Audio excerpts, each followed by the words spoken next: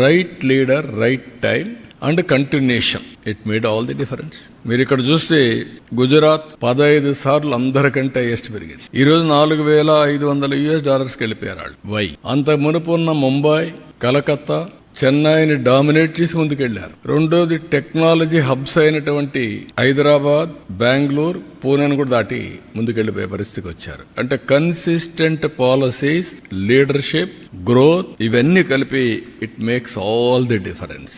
అందుకే మీరు చూస్తే వెస్ట్ బెంగాల్ $51 బిలియన్ ఉండేది, గుజరాత్ 24 ఉండేది. ఇది రివర్స్ అయిపోయింది. 370 గుజరాత్, 241 వెస్ట్ బెంగాల్.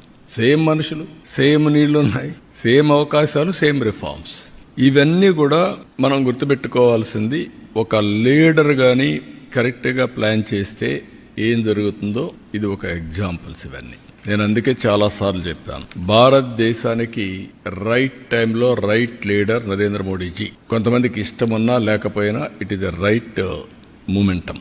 అలాంటి లీడర్షిప్ ని ఇప్పుడు ఢిల్లీ కూడా ప్రజలు మళ్లీ ఓట్లేసి గెలిపించారు.